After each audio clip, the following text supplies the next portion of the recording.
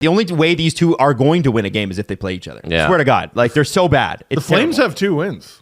Like, where'd that come from? I know. How'd they even get that? One more than the Oilers. Dude, that is the Flames top line, and we're going to get to this, the Flames top line has combined in the first 8 games of this year for 11 points total. It's just not, oh my God. It's a lot. The Oilers are now, so for those of you playing at home, I said it last episode and it's gotten worse. They're now 2 regulation losses away from starting the season at the same pace as the 09-10 Leafs, who finished second last. It's not going to happen. It's not going to happen, but like also it might. And at what point do I go, you know what? I might have been wrong about the whole cup contenders thing. You know, I wasn't going to start here, but let's go with the Oilers. Last night, they were booed off the ice in the second period. And I think on Sunday, we're going to watch a team get booed off the ice at the Winter Classic. And that's going to be extraordinary to watch. And Heritage they got, Classic, sorry. First of all, I don't think we've ever seen that. No. A team get booed off the ice in an outdoor game. Second of all, that was, we talked about how much their defense and goaltending has let them down. They actually had a pretty decent performance, got shut out. It's bad. It's bad, so man. let's talk about the start of this game. Okay. Going into this game, You're so good at your job, by the way. the Oilers were 31st in save percentage. No, start at the real start. Oh, Doug Waite. Oh, well, that's what I was going to get into. Okay, that's the start. Doug Waite and Charlie Huddy inducted into the Oilers Hall of Fame, which is great. We love that. That man, underrated, the Doug Waite years in Edmonton. No one gives that enough because of, obviously because of when you're between McDavid and Gretzky, it's kind of hard to find your own. But those Oilers teams, you couldn't help but love them, especially that series where it was Cujo and Doug Waite. Again, people forget Cujo was an Oiler too. Todd Marchand against the Dallas Stars. That Dallas Stars series to me is one of my favorite from my childhood. Like, it was crazy. I used to beg my parents to stay up late to watch it. The Cujo glove save from behind the net. I remember I had that hockey card with him on it. And the guy when I opened it, I was in a hockey card store, and the guy was like, "You're not going to believe it, but you just got the hockey card of the year." It was named hockey card of the year, the Cujo behind the back seat. Oh, dude, it's so sick. It's a crazy, and I gave it to you. It's a part of my hockey card collection. I gave it to you. It's in there somewhere. Leo just got into hockey cards. Yes. Just got into, but by the way, like this. I hope Oilers wins. Honestly, like I got like a marketing 101 from the Leaf Blackhawks game, whichever it was that started at 6. No, it wasn't Blackhawks. Doesn't matter. Game started at 6. Leafs Capitals. Yep. And Leo immediately was like, "These are my heroes. Oh my gosh!" And then he like saw a hockey card of mine, and he asked for more. And SL's like, "Who's Besser?" His favorite one is Besser, because I got him a bunch of Leafs cards, and I was like, "Brock Besser? I didn't get him Brock Besser. Alan Bester." Oh. I got him an Alan because he loves the goalies. And now he's obsessed with hockey because because the game started an hour earlier. Jesse, I just want you to imagine something, okay? Trying to talk about the Oilers when you host the show with Steve? It's 2030. All right. Steve's son is just entering the era of boyhood where shots start to become real. Like, when you're a kid, when you're 5, when you're a goalie and you're taking a shot, it's no big deal. But you start to get 8, 9, 10 years old, those shots start to get serious, okay? And Steve's son, who became obsessed with hockey through Steve, has become a goalie because he's obsessed with goalies. Oh, no. I want you to imagine Steve in the stands. What have I done? Watching his kid take shots off the face from the point as he gets into his teen years. I'll say that's using your face. You're gonna be worried. Little Paxton Riley's taking shots right off the mask. Yeah. He's just aiming for Leo's mask. Leo will kick Paxton Riley's ass. And also Noah McKenzie. Noah McKenzie. You could have done better. Also Ashlyn. That's a good one. Ashlyn Daxton. Yeah, Ashlyn Daxton. Leo is going to kick their ass. He's going to make them quit hockey. So after the Doug Waite and Charlie Huddy thing, what you should know is that the Oilers came into this game 31st in save percentage, but an 8.52. That's a team average. What? By the way, Stuart Skinner is an 8.44 right now. And 31st in goals against average with a 4.50. Yeah, you can't win games like that. Although I didn't need to add the O because O is implied. You can- a 4-5. But as a hockey guy, person. I can't help but write the O. I know. You have to. Game is scoreless after 1. All things considered, that's a good result. If you were watching the game, though, you know the Rangers were controlling pace. Yes. It's 12-5. They were outshot. But sometimes you lose a period and you come out of it with a tie, and that's good enough. Wow. You go to the dressing room, you regroup, you win the next period. Yeah. Dallas last night had 5 shots in the first. They had 16 in the second. Like, not every period is the same. So, no, you don't want to get outplayed in the first. Good that you survived it. You survived to the second. I don't think every Oiler hates Jay Woodcroft, but they might a little because of that effort in that first period. Like they had a couple really good scoring chances off the rush, but that was kind of it. And then the rest of it was all Rangers. And you have the ceremony. It takes a lot of time. I get like, hey, we're not really warmed up after we got to stand around and have the ceremony. But like the Rangers came out to play. Yeah. And this is your home rink. Like you got to come out and show something, especially because of how all the previous games went, where it's a lot of just sloppy hockey. And then you come out and you don't have anything going. Like that first period was bad. If there was hardcore evidence that ceremonies hurt a home team's chance of winning, they would stop doing them. Right. There's no evidence. Well, the only team that's good at them is Montreal.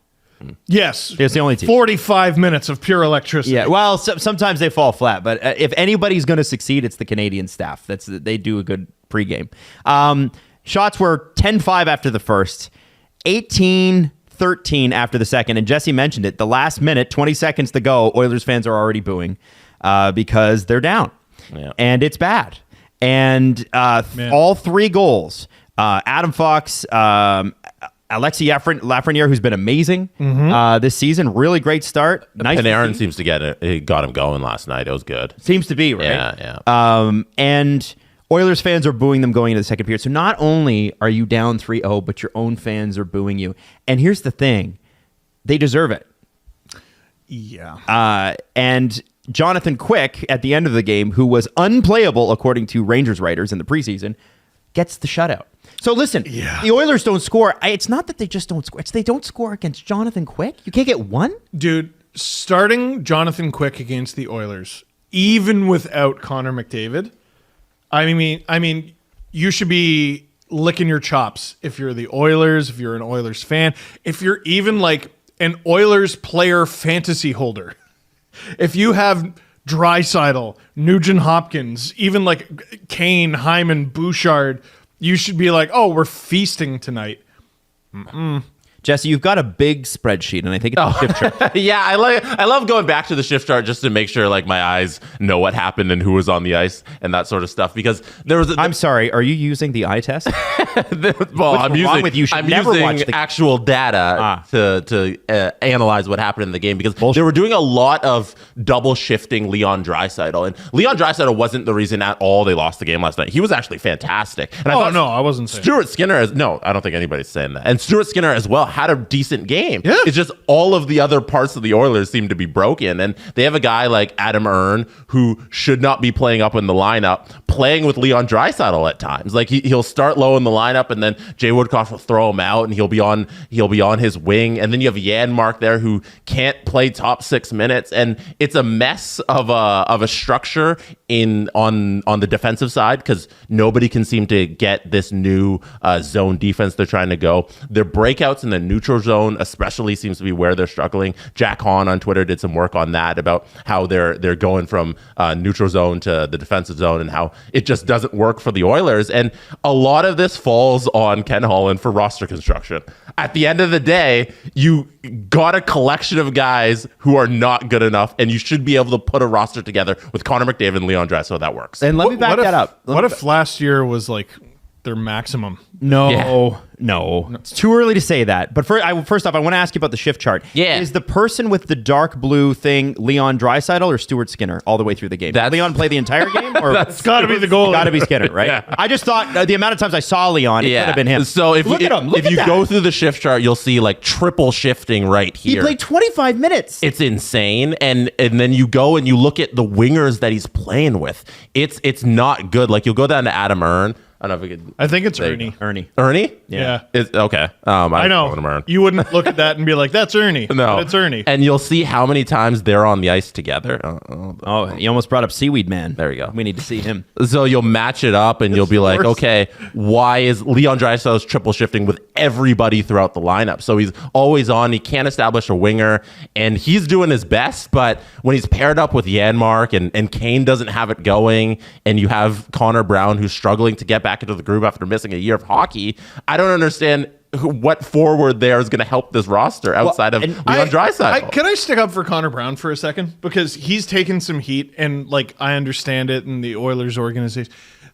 I think when you sign a guy like Conor Brown, you do it with the understanding that he's not going to be great right away. Well, and I think the expectation was they were expecting that. Well, they put him on the first line, and like I think, like, listen, if you want to give him the easiest job possible, I guess you put him with the best player in the world, and you try to get him going. But when he falters, at the end of the day, like, this is a guy who didn't play hockey last year. Yes. Well, and that's the thing is that if you're Ken Holland from the outside looking in, it makes sense. I was just pointing to my computer screen so Jesse can bring something. Oh, Don't okay. worry I about couldn't it. tell who. I wanted, and it made sense to make this signing because it's a good depth player who has in the past scored 20 goals. Why wouldn't you take a chance on Conor Brown? Yes. Yeah. So, but the problem is a contract like Conor Brown's and a few others on this team. I'm not going to single him out as like a problem. Right. Is something that Jesse touched on very briefly, and the reporters in Edmonton are all over this, by the way. And we're going to play a couple clips from the press conference with Jay Woodcroft last night, but this one has to do with the 20-man roster construction. And essentially, can you hold players accountable when you can't sit them? And one quickly thing I just want to say to Oilers media and staff, well done, because you actually mic the reporters for press conferences. Thank you so much. This clip ends at 6:30. Jesse, go ahead. Okay. Roster when it comes to holding, players accountable and doing normal things. Coach's currency is ice time. We've got only 20 guys here.